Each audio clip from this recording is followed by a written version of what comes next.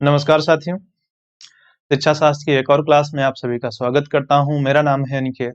अगर आप चैनल पर नए हैं तो चैनल को ज़रूर लाइक, सब्सक्राइब, शेयर करें।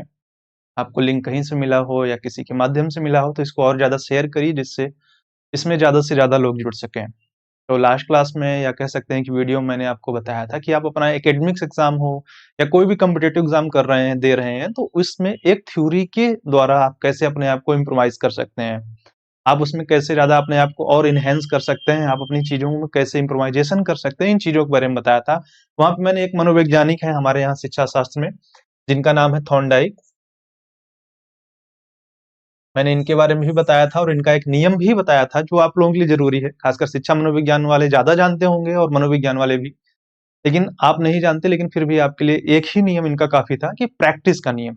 उसमें मैंने बताया था कि अभ्यास करना आपको कितना ज़रूरी था और मैंने लास्ट वीडियो में बताया था आपको एक थ्योरी इसी तरह मैं आपको और बताऊंगा जिसके द्वारा आप क्या कर पाएंगे कि अपनी काबिलियत या अपने आप को और ज्यादा इनहेंस कर पाएंगे, जिससे आप अपने सीखने की कैपेसिटी को बढ़ा पाएंगे, जो भी आप में अपनी कमियां है उसको सुधार कर पाएंगे। मैंने नाम लिया था आप लोगों के लिए स्वॉट एनालिसिस का।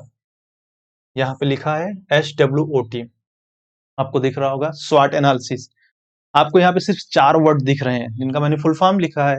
S इंडिकेट करता है स्ट्रेंथ को और W इंडिकेट कर रहा है वीकनेस को, और इसे यहाँ पे मैंने एरो से बना दिया है कि ये आपके इंटरनल यानी आप में जो चीजें हैं उसको इंडिकेट करता है। तो स्ट्रेंथ का मतलब यहाँ पे क्या है, आपकी ताकत क्या हो सकती है, तो आप क्या कर सकते हैं। जैसे आप कर क्या सकते हैं, कितने घंटे पढ़ सकते हैं, आप कितना ज्यादा रिकॉल कर सकते हैं, मतलब आप क्या क्या चीजें कर सकते हैं, ये आपकी स्ट्रेंथ हो सकती है। तो ये हो गए आपके स्ट्रेंथ के एग्जाम्पल। वीकनेस क्या है, जैसे आप पढ़ने बैठे और मोबाइल उठा लिया, या आप पढ़ने बैठ रहे हैं आपको नींद आने लग जाए, तो ये आपकी वीकनेस है।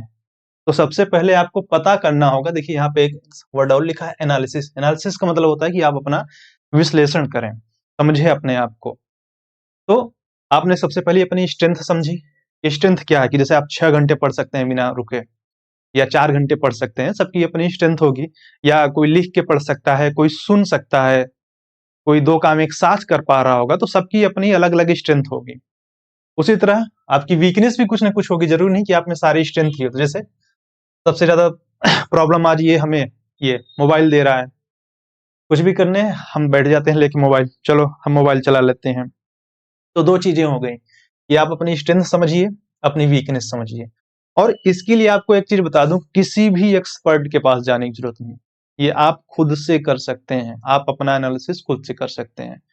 तो जब आपने 2 चीजें समझ ली कि आपकी स्ट्रेंथ क्या है, वीकनेस क्या है, इसके बाद आप देखेंगे कि आपके लिए अपॉर्चुनिटीज क्या है और थ्रेट्स क्या है। यानी यहाँ पे ओ जो इंडिकेट कर रहा है वो अपॉर्चुनिटीज के लिए है और टी इंडिकेट कर रहा है थ्रेट्स। अब अपॉर्चुनिटीज का मतलब यहाँ पे क्या है कि आपको मौका कहाँ मिल रहा है। मौका मतलब आप किस सेक्टर में जा सकते हैं। अगर आप जो स्टडी कर रहे हैं, टीचिंग में जाना चाह रहे हैं, सिविल में जाना चाह रहे हैं, या कोई भी डिसिप्लिन चुनना चाह रहे हैं, या कहाँ जाना चाह रहे हैं, स्पोर्ट्स, सिंगिंग, डांसिंग, क्या चुनना चाहते हैं, तो ये आपके लिए मौका होता है। अब फिर थ्रेट्स आता है। थ्रेट्स का मतलब खतरा क्या है, आपके लिए उसमें क्या क्या चीजें हैं जो प्रॉब्लम क्रिएट कर सकती हैं, जिनसे आपको बचना पड़ेगा। तो सबसे पहले क्या करना है आपको, और ये दोनों चीजें क्या होती हैं, बाह्य होती हैं, यानी बाहरी एक्सटर्नल में इंडिकेट की जाती हैं, क्योंकि ये दोनों आप में होती हैं और ये दोनों आपको मौके बाहर से मिलते हैं। भाई नौकरी आप करेंगे तो बाहर करेंगे ना, किसी के द्वारा आपको मिलेगी, आप खुद से तो दे नहीं सकते।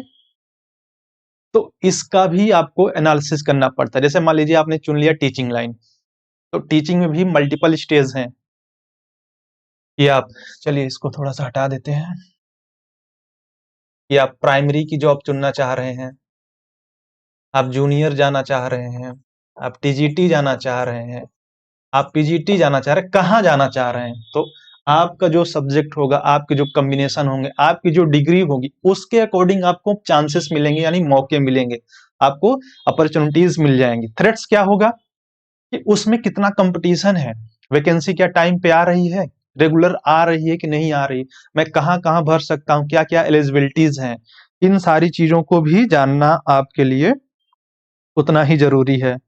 आपका कंपटीशन किससे है ये भी जानना जरूरी है। तो अगर आप ये 4 चीज कर लेते हैं, यानी आप अपनी स्ट्रेंथ समझ लीजिए, वीकनेस समझ लीजिए और अपॉर्चुनिटीज समझ लीजिए, आपके लिए खतरे क्या हो सकते हैं, थ्रेट्स क्या हैं, इसको अगर आप यूज कर पाते हैं तो भी आप इजीली सक्सेस हो जाएंगे। आप चाहे अपना एकेडमिक एग्जाम दे रहे हो, चाहे कोई कॉम्पिटेटिव एग्जाम दे रहे हैं, उसके लिए आपको किसी के बहुत सजेशन की जरूरत नहीं है। बस आपको हम लोग कहते हैं ना बड़े बुजुर्ग की, आप स्वचिंतन करो, अपना चिंतन करो, मंथन करो, तो यही करना है।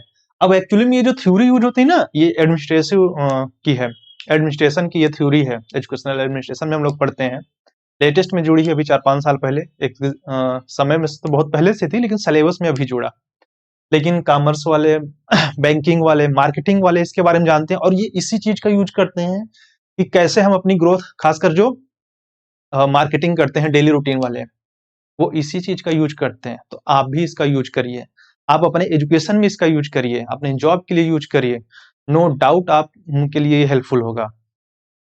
तो अब अगली क्लास में हम लोग जब मिलेंगे तो हम अपने एजुकेशन के टॉपिक्स पे मिलेंगे। यह वीडियो मैंने जो कहा था उसी के लिए था कि स्वॉट एनालिसिस होता क्या है ये समझ लीजिए, और इसको ज़्यादा से ज़्यादा शेयर करिए, सब्सक्राइब करिए, और आपको वीडियो यहाँ पे अब रेगुलर मिलेगा। सो वॉच करते रहिए। Thank you.